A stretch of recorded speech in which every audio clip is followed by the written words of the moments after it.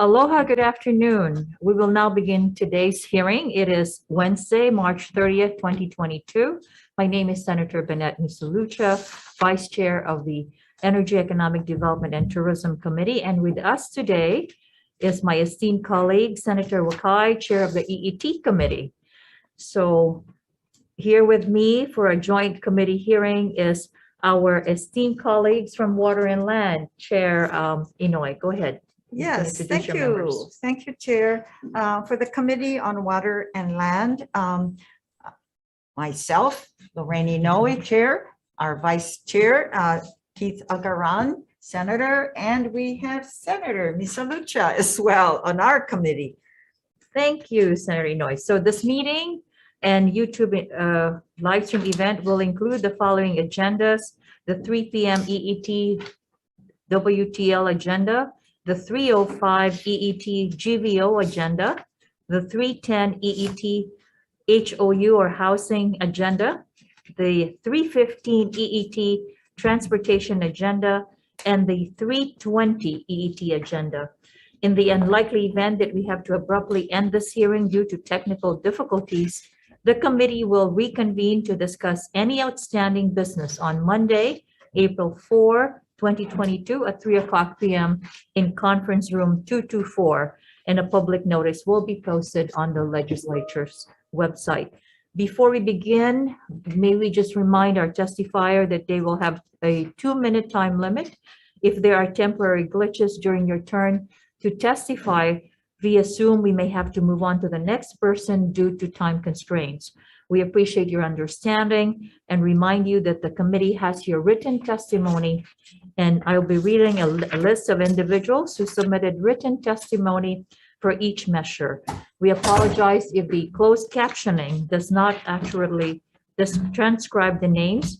If you're interested in reviewing the written testimony, please go to the legislature's website. You will find a link on the status page for the measure.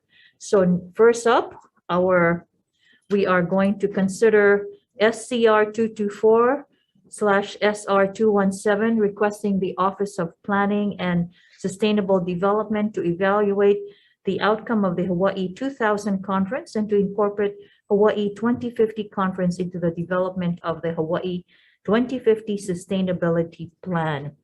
We have received 2 testimonies, one from Raiden Iwamoto in support, and we also have Mary Alice Evans testifying on behalf of the Office of Planning and Sustainable Development. Mary Alice, are you there online? Not present, Chair. Okay. I think she did say and promised that she was going to be here. Yeah. Okay, so should we move on, members? She did tell me what her thoughts are on this. Should I say it at this time, what her thoughts are?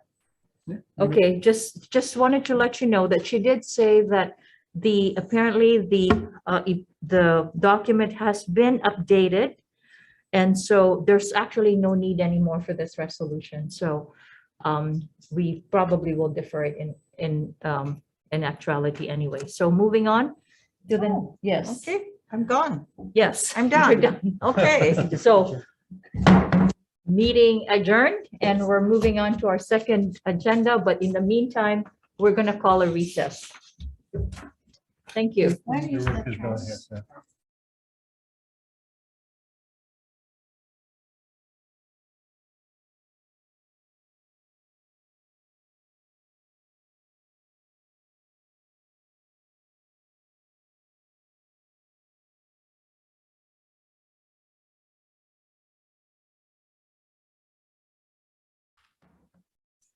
Aloha, everyone. We are reconvening this hearing, and this is a joint hearing between EET and GVO.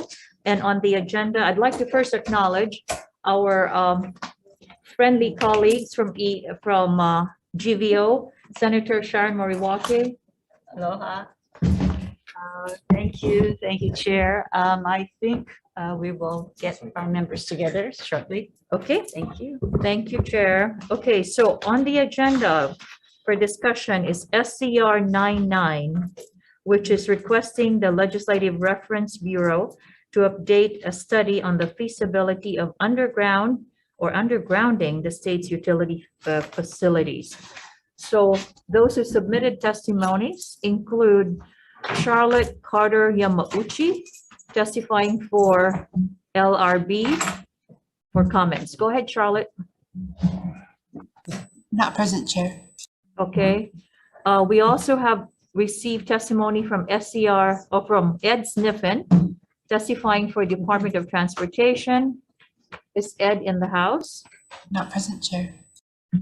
We have also, oh, but we have somebody from the Department of Transportation. Yes, ma'am. Go ahead. Okay, Chair Wakai, Chair Moriwaki, members of the committee, the DOT is in support of the measure, and we would like to stand on our testimony. Thank you very much. Okay, thank you. We also have someone from the Hawaii State Energy Office, Kirsten Bombard Turner. Go ahead for comments.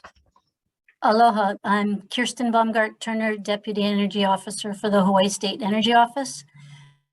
Chairs Wakai and Moriwaki, Vice Chairs Misalucha and Dela Cruz, and members of the committees. The Hawaii State Energy Office offers comments on SCR 99. We request consideration to be a consulted member of the LRB study.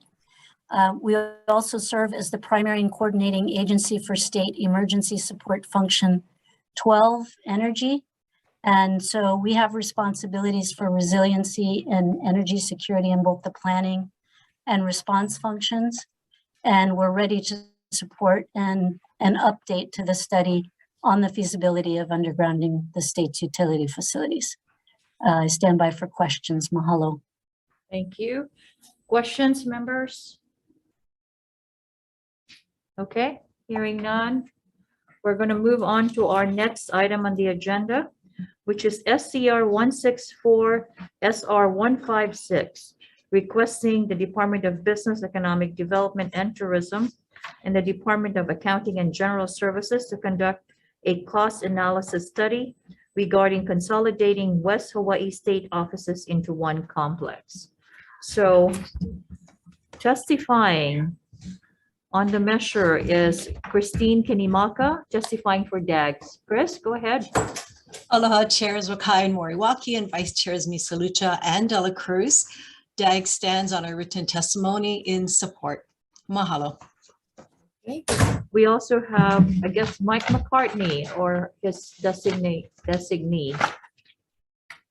Okay, Director Mike McCartney submitted comments. Anyone else on Zoom land who would like to testify on this measure? Okay, hearing none, Chair, we will recess. Any questions for Chris? Okay, hearing none, we're going to recess for decision making.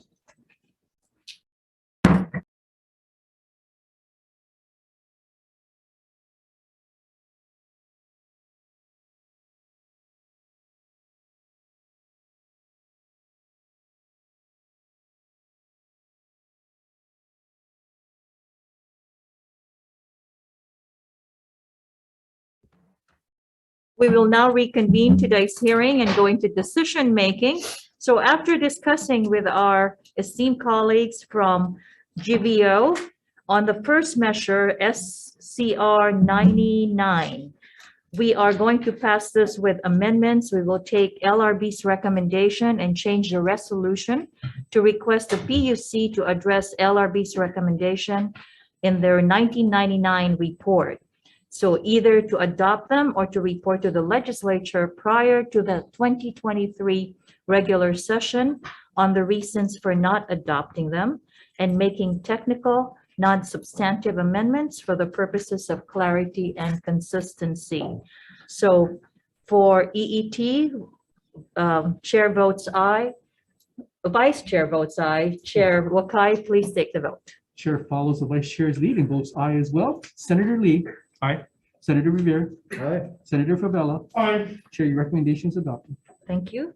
GVO, same recommendation on SCR 99, and SR, whatever the other It's not SR. SR. Only No, 99. no, SR. Oh, no, SR, okay, SCR 99. Chair votes aye. Senator Chang. Aye. Senator Favela. Aye. Thank you. Recommendation adopted, Chair. Okay, for the next item on our agenda, SCR 164/SR 156. So after conferring with our chair and the other committee members, we are passing this with technical, non-substantive amendments for the purpose of clarity and consistency. Vice Chair votes aye. Chair, please take a vote. Sure, noticing the presence of all members, any opposition or reservations to the chair's recommendation? Seeing and heard none, chair, your recommendation is adopted. Thank you. Same recommendation for GVO on SCR 164, SR 156. Chair votes aye. Senator Chang, Senator Favela, all others excused. Recommendation adopted. Thank you. That's all we have. Meeting adjourned. Hearing adjourned.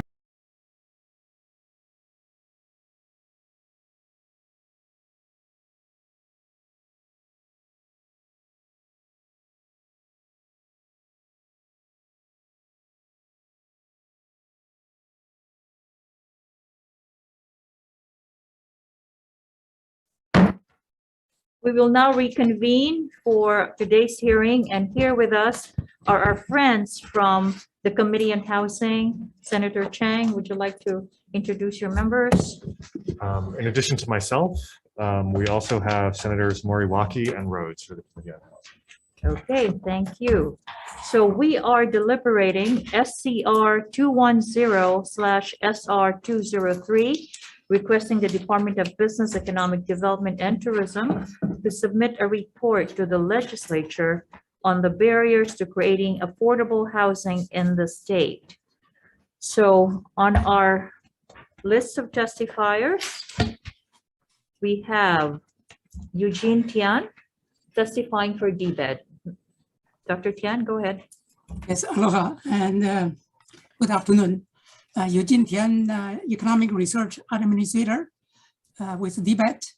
We stand on our written testimony providing comments. I think this is a very important subject. We are happy to do the study.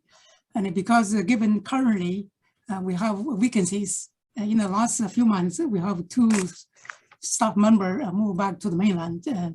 To do a comprehensive study, we would asking about 150,000, and we are asking extension for the study till maybe September 2023.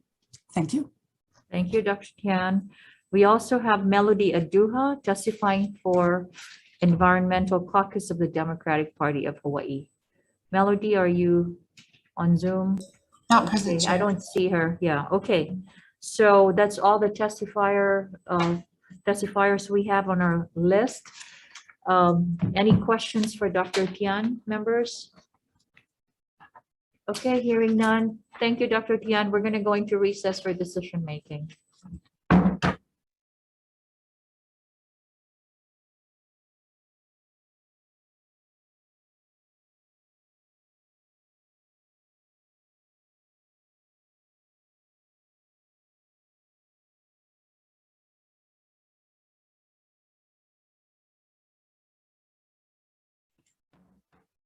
So we are now reconvening today's hearing and going to decision making. And this is for SCR 210, SR 203. So after consulting with the chair and the members, we are going to pass this with technical, not substantive amendments, but just wanted to reiterate that this is a very important study, and we want to make sure that the proper agencies address this, and this will be pursued and come back to us with some recommendations. So members, Vice Chair Misalucha votes aye. Chair Rukai, please take the vote. Yes, I vote yes. Senator Lee, Aye. Senator Carl's Revere. Senator Favela is excused. Chair, your recommendation is adopted. Thank you. The same recommendation for the Committee on Housing to pass with amendments. Okay, all right, chair votes aye. Senator Kanuha excused. Senator Moriwaki, aye. Senator Rose. And Senator Favela excused. Your recommendation is adopted. Thank you. Hearing adjourned.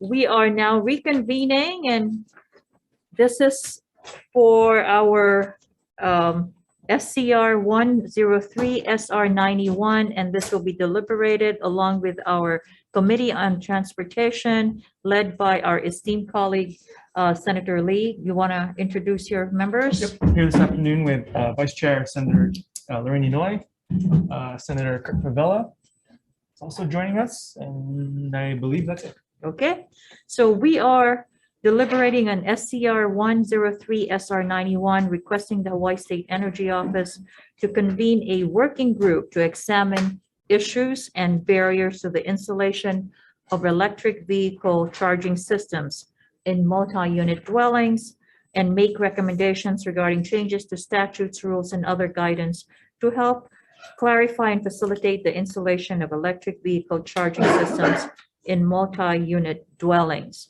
So we have a long list of testifiers. First one is Dean Nishina, testifying for DCCA Division of Consumer Advocacy. Go ahead, Dean. Aloha, Vice Chairs and Chairs, Dean Nishina, and members of the committee, Dean Nishina with the Division of Consumer Advocacy. I believe you have our written testimony before you, offering our comments and supporting the intent. I'm available for any questions if you have. Thank you. Thank you. We also have the PUC, Jay Griffin, or his designee. Aloha, chairs, vice chairs, and members of the committees. Michael Chapman on behalf of Chair Griffin. The commission will stand on its written testimony offering comments. Thank you. Thank you. We also have the Hawaii State Energy Office represented by Kirsten Baumgart-Turner. Go ahead, Kirsten. Aloha, Chair Okai and Lee, Vice Chairs Misalucha, Inouye, and members of the committees. The Hawaii State Energy Office offers support with comments. We'd like to point out that regarding leading the working group to examine the EV charging in multi-unit dwelling units, we note that there are currently no generally funded transportation positions within our office to support leading this working group. The Senate Committee on Ways and Means is currently considering the administration's budget, HB 1600 HD1 for decision-making. This version provides the general funds for an authorized but unfunded energy analyst position in our office.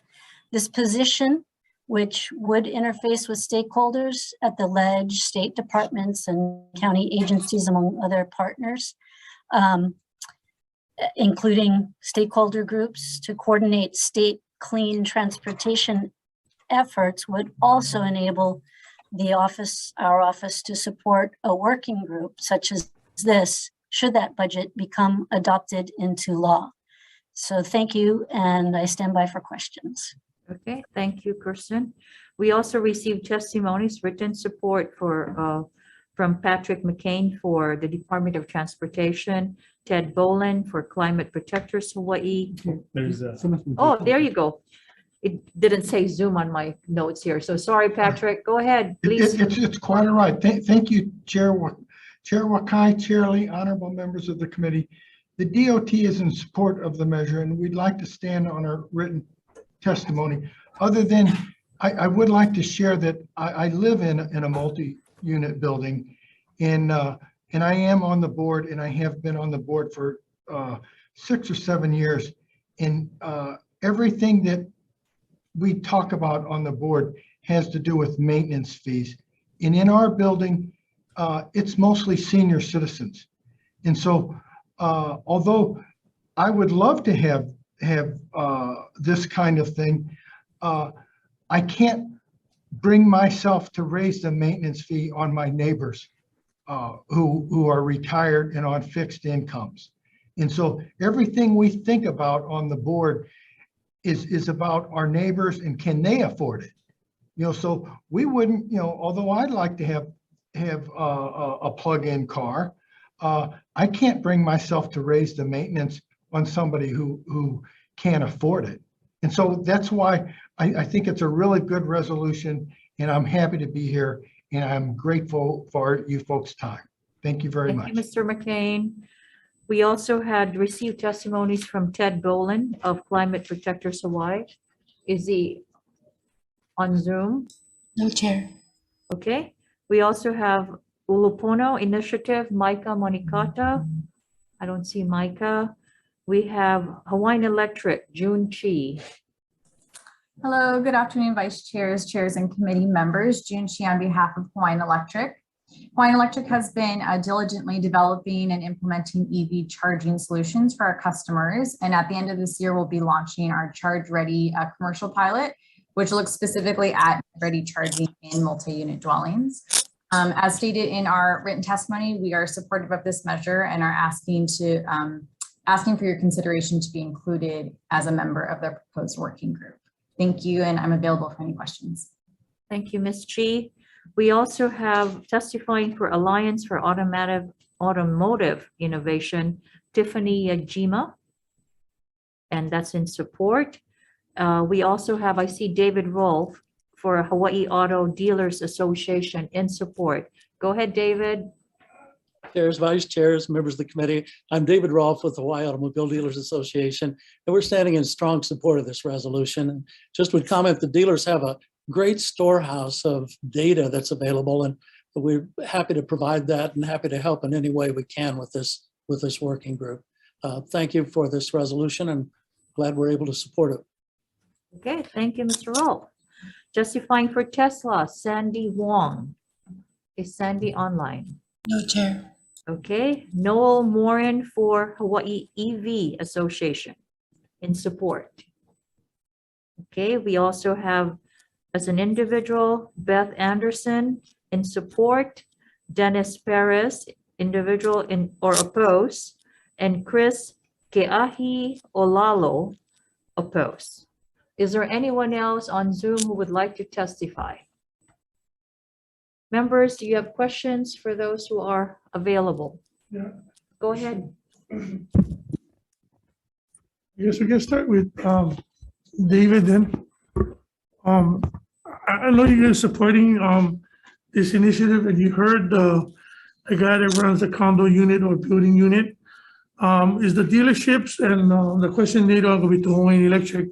Are you guys going to put something aside and then make some kind of funding so that maybe these guys can have it installed and then have some kind of maintenance done? Since all the dealerships probably going to end up selling these vehicles, Tesla, you guys, is there any way that we can insert something here that then in the future that we can put a funding aside for each car you sell, so that when we install this, that we can not put the cost on to the people that live in the buildings or in the area? Senator, I'm so sorry that my computer became so scratchy during that question.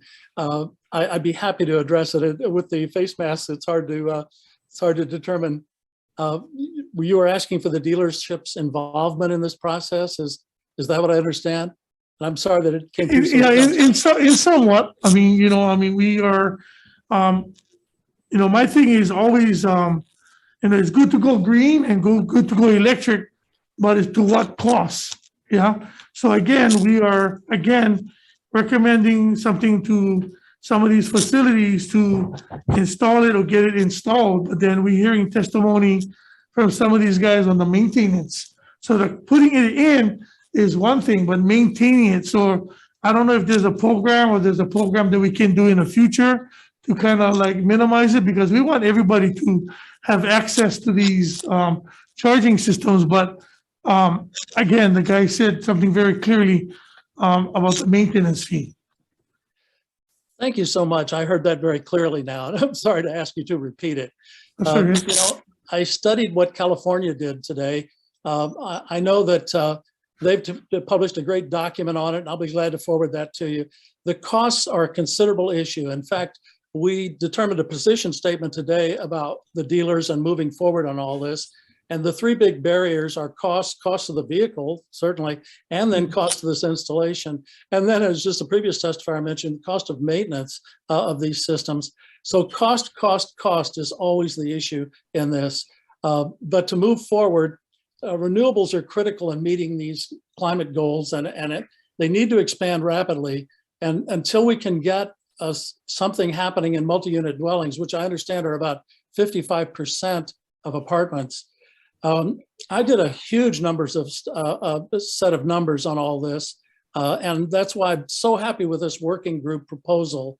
We can share all that. We can put it on the whiteboard. We can make some clear decisions. I just can't thank you enough for giving us the opportunity to get to a table and explain this to everyone. It's going to be hard. It's going to be expensive. It's probably going to take longer time than a lot of people thought it would, but we can show you almost exactly what everything will cost and exactly when it will all go in. We've been able to predict that really well over the past 10 years. I anticipate we'll still be able to predict it very accurately. I can't thank you enough for the opportunity to testify on this. It's something we're very much interested in, and we know the barriers are huge. Dealers are problem solvers, and you hand them a problem and they'll just work on it. That's just what they do. I often said a dealer solves 400 problems a day. It's almost like you all legislators. You solve all these problems, just maybe 400 a day too. I don't know, but anyway, thank you for the chance to answer that. And I'm sorry that I couldn't understand initially. No, thank you, Chair. Appreciate it. Thank you. Any other questions? I do have a question, David. Yes. So I know you're pretty much plugged into the intel as to what plans may be for the manufacturers. There's some scuttlebutt that perhaps they're looking at really producing more EV vehicles in the near future than our fossil fuel cars. How much into the horizon are we talking about? Because it becomes a moot point, because at the end of the day, we have to come up with solutions for charging. Because if most of the cars are really running on that, then we have to comply. We have to make sure that we comply with the demands. You know, I have three numbers that may help. And the Hawaiian Electric Company did a study, and they said they would be prepared by 2045 to be able to service 55% of the vehicles on the road. And there's 1 million private vehicles on the road. So that's 550,000 vehicles that they'll be prepared to surface with electricity by that time. We have estimated that there'll be 450,000 vehicles, not quite half yet, on the roadways by 2045. And then there was a study done by University of Hawaii. This was before these recent movement so quickly to the electric car, but that it would be 39% or 390,000. These movements around the country to kind of compress everything down to 2030 it is just like trying to lose 100 pounds in a month. You know, it's just too compressed a time period to move that much forward that fast.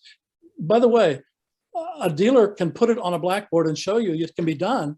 It's just, as Senator pointed out, the cost, it would be enormous to do something like that. We have about 18,000 vehicles now, as the reso says, and that's moved rapidly. But you know, this has been going since 2011, and we don't anticipate that it'll really start picking up till around 2030. And that's when you'll see a lot of manufacturers promising to have about half their models, some of them all their models by 2035. So you're into the 2030s already, 8 years from now, before manufacturers really, the mainline manufacturers really hit their stride. There's a number of pure electric vehicle manufacturers that certainly have hit stride. They did a number of years ago, and they somewhat dominate the category right now. Okay, thank you. So Well, I'm doing them. I represent 30 dealers who have probably around 40 different manufacturers who will be producing electric vehicles, but that's not going to hit till at least a couple of years with numbers that are really significant. And right now, everything is backed up with the chip shortage. Okay. Thank I'm you. doing the math in my head, and I don't know if I'll be driving it in 2045, so. Autonomous vehicles.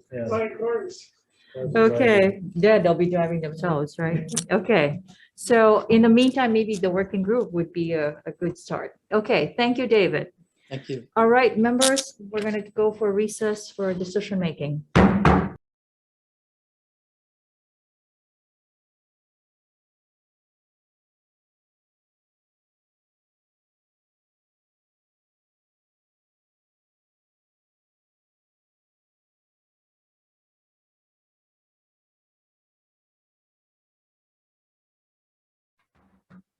We will now reconvene and go into decision-making after discussing with our committee members on SCR 103, SR 91. This is, we're going to pass this with amendments. We're taking Ulupono Initiative's recommendation to include a member from the electric vehicle charging station industry and including the utility in the working group, and for the working group to assess alternatives to retrofit the buildings.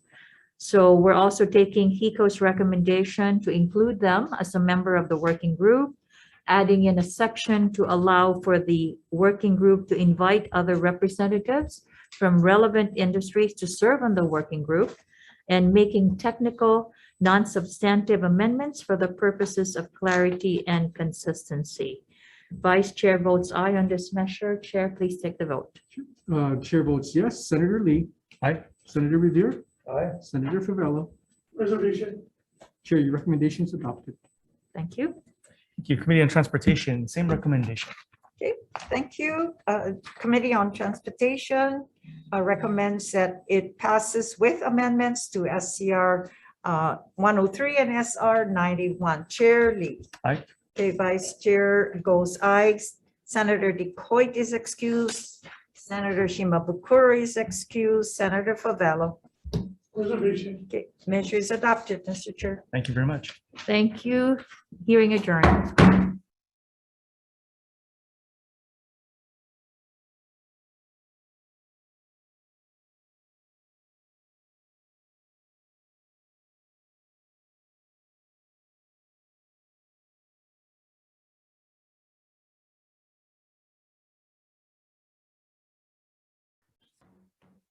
Welcome back. We are on our last block, and we are now on the last three items on the agenda. SCR 12/SR 6, urging the Hawaii Broadband and Digital Equity Office to prioritize access to broadband services in rural areas throughout the state. So for this RESA, we have received testimonies from Kirby Shaw, testifying on behalf of Disability and Communication Access Board and Support. I don't see her. We also have Bert Lum testifying for DBED, my constituent. Aloha. Aloha, aloha, Vice Chair, members of the committee. Bert Lum. I'm the State Broadband Strategy Officer. I am testifying on behalf of DBED. And we stand on our written testimony in support of this resolution, and I am available for any questions. Thank you. Thank you, Bert. Sandy Ma, testifying for Common Cause Hawaii in support. I don't see Sandy. We also have Charter Communications, Rebecca Lieberman in support. Rebecca, are you on? Not present, Chair. Okay, we also have David Miyashiro testifying for Hawaii Broadband HOUI in support. Not present, Chair. And El Basha as an individual in support. Not present, So, Chair. members, do you have questions for Bert Lum, since he's the only one available? Okay, hearing none. All right, we're going to recess for decision making. Oh, no, we're still gonna, sorry, go ahead. All right, so moving on, there's SCR 21, SR 15, requesting the Department of Business, Economic Development and Tourism to conduct a study on the economic impacts of domestic out-of-state students. So we have on our testimony list, Kirby Shaw testifying for Disability and Communications Access Board in support. Kirby, is that you?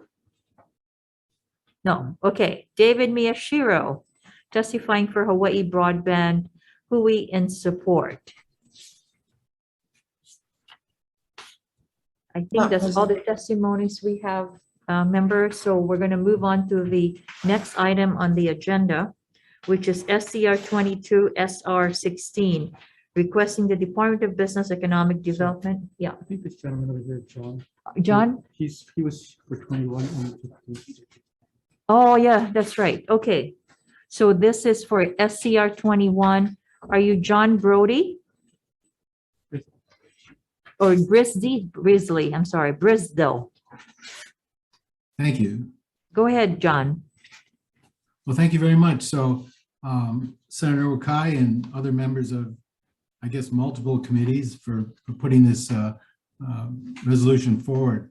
I'm a businessman. I'm retired. I've been an entrepreneur my whole life. And a few years ago, we discovered that Hawaii had a very big education business, and DBED was doing a great job of studying the foreign component. And when we talked to DBED and we talked to people at that time, there just wasn't enough money to really do a study for the domestic part. So to be clear, everybody's familiar with Study Hawaii and what a great job they've done marketing the foreign students that come here to study in Hawaii.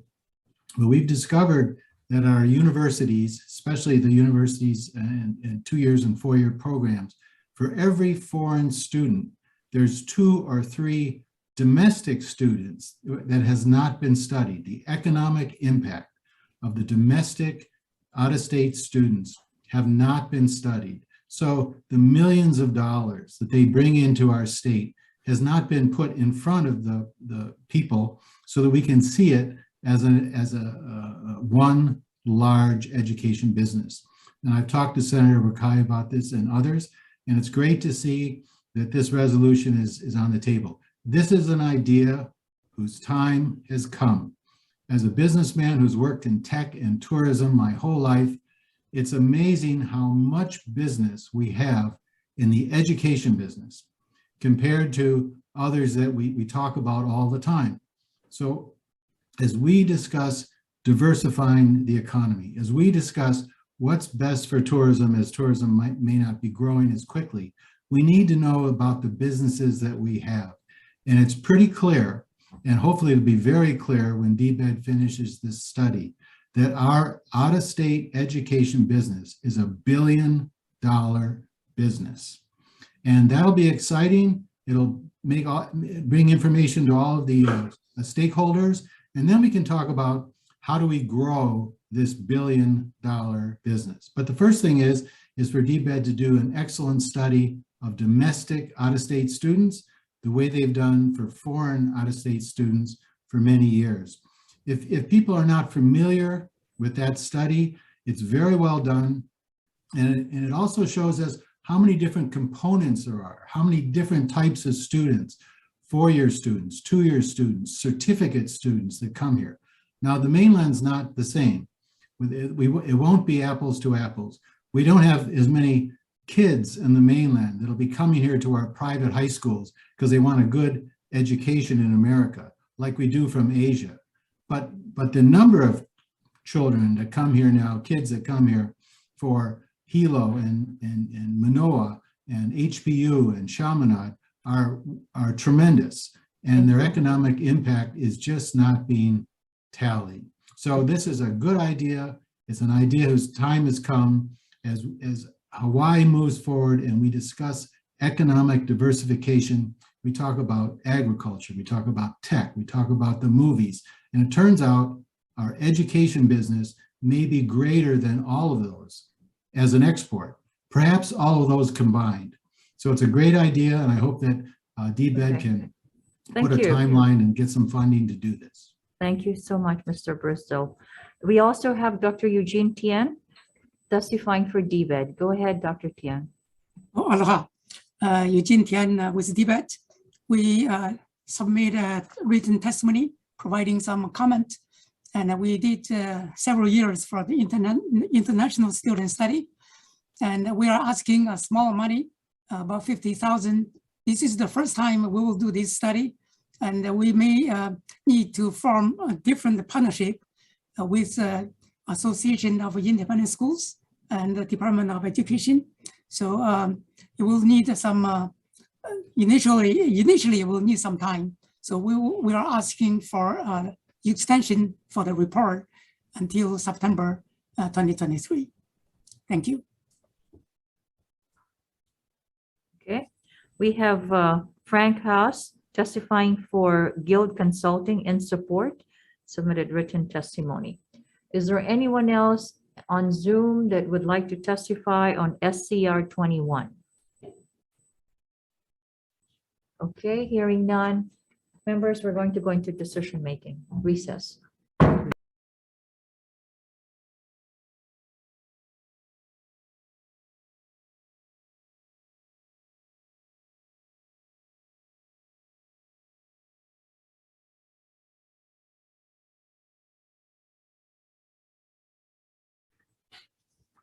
Okay, so we are continuing on to SCR 22, SR 16, requesting the Department of Business, Economic Development and Tourism to conduct a study on the Made in Hawaii and Hawaii Made brands and prepare a plan to encourage and enforce the use of these brands.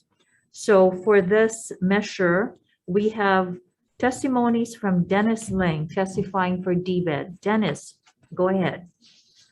Aloha Chair, Vice Chair, committee members, Dennis Ling for DBED. DBED stands in its written comments that it submitted to the committee. Thank you very much for this opportunity. Thank you. We also have El Basha, who submitted testimony in support. Members, are there questions for DBED? Go ahead. Dennis, last year we put in $150,000 to kind of go down this road of rebranding what is made in Hawaii and what should constitute made in Hawaii. And in your testimony, you say that you put an RFP out and there were no takers, correct? Yes, that's correct. We have another one currently out, hopefully to resolicit. However, I don't think we're going to get any proposals again. We may have to go out with a third one with a revised scope of work. Okay, what if you do this 3, 4, 5 times and there's no response? I mean, is there another way in which we can get this work done so that we can really help promote Made in Hawaii products? I think we're going to ask for some seed money to do this report. It may come to the point where the funding for the $150,000 that was given last year will lapse. And I think we would need to do some internal research on our own, as well as perhaps find ways to get some support for this. Well, if the money was appropriated last year, it's not going to lapse for 3 years. So it's not that urgent about the lapsing part. What I find is a little concerning is the lack of interest by anybody in Hawaii or abroad to help Hawaii put this forward. And in the meantime, is there another way? Could we just have, I mean, I guess you can't do it with your own staff. I mean, you have to get a contractor to do this, or can you? Can you hire a temporary, I don't know, $150,000 would buy like two college kids to help put this thing together? I don't think we could do that. Hiring with the state is very time consuming. And I think what I will do is the next go around, if we're not successful with this current go around, I will revise the scope of work to take out a portion of the scope of work, which probably they felt was asking too much for the amount of money we were providing. Okay, because I would think like Mana Up or the Patsy Mink Yes. group. I mean, would be biting at this, and yeah, maybe kind of bounce it off them, help them figure out the rescoping of your RFP, and maybe they do it for 150 Gs. Yes, I think what we'll do is I'll take out the branding part of it because we want to work that in conjunction with HTA, and HTA will be doing something.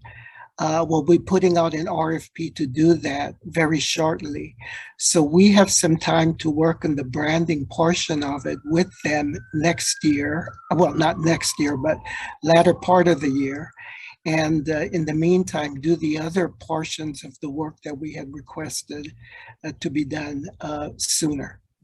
Yeah, I think that because to me, this study should be focused on what constitutes made in Hawaii. And when you figure it out, how is that with aloha shirts, with ukuleles, with agricultural products? I mean, every kind of product has a different criteria for what is made in Hawaii. And then I like the idea of having HTA at the appropriate time in the future after we've determined these are all legit made in Hawaii products, that they go out with the branding to showcase to the world what is so special about Hawaii made products. So yeah, maybe Exactly. pull back the scope, it would probably get much more responses. I think so. Thank you, Chair. Thank you. All right, members, any more questions? I just want to be clear. You said that you was gonna work on this, you was gonna take out the branding, but doesn't that go in hand? It Can I get does. somebody to work on this? Yes, but what we're looking at doing is working hand in hand with the Hawaii Tourism Authority, who is also promoting branding for destination management and also support of our businesses as well as our products. So we need to work very closely with them. So if I were to pull the branding part of it out at this juncture, I can include it later on during the latter part of the year when they start getting involved with their branding process to include the products. And the study will then also converge with whatever that comes out with the branding process.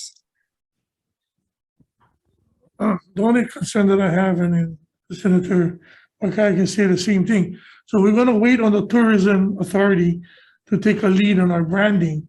What is the timetable, and then how far are you gonna fall behind in what we need to get done with this 150,000 going forward? Because this is the thing, exactly what he's saying. People are perpetrating Hawaii products as Hawaii products. When you turn them over, it's made in the Philippines or Indonesia. And this is a problem for us because branding is everything. Yeah, I mean, the hula skirts and everything that they sell in every single store is not made here, but they put on there made in Hawaii. You know, so I just want to know what would be the timeline you're thinking that you're going to give the tourism authority to come up with this concept that we can all work together and get this thing done. Because if that's the case, then we're just wasting time, and then you should just take the lead and push it forward and let them come on board with you instead of we waiting for them. Because it seems like we've been waiting for them for a while already on this branding. So I don't know, I'm still new to this, so you decide, but that's just my comment on that. Thank you, Chair. Thank you. If I could just really interject real quick. So I totally understand what you're saying, Senator Favela, but there's so many different products that we make here, and everyone has a different like ukulele, right? We could get mahogany, right? We don't grow mahogany here, but it's made by Kamaka. So what percentage of raw material, intellectual capacity, whatever, does it make it Hawaii made ukulele, right? And then aloha shirt, that aloha shirt you make wearing, designed by a local designer, but the material didn't come from Hawaii. So we have a different criteria, like what is a legitimate aloha shirt? So that's what Dennis has difficulty. So you're right, we need to get moving, but he has difficulty in the various products, what constitute it being legitimately made in Hawaii. And then later on, when he's figured out, okay, out of these 100 things that we grow or make in Hawaii, now HTA, here, go out and sell this to the world. So he has, yeah, we got to put the cart before the horse. No, wait, the horse before the cart, sorry. Yeah. No. Unless it's made in Hawaii. Thank you, Chair. That was good. Thank you very much. Good discussion, though. Okay, thank you so much. Any other questions? Okay, hearing none, we are going to adjourn, recess. Thank you.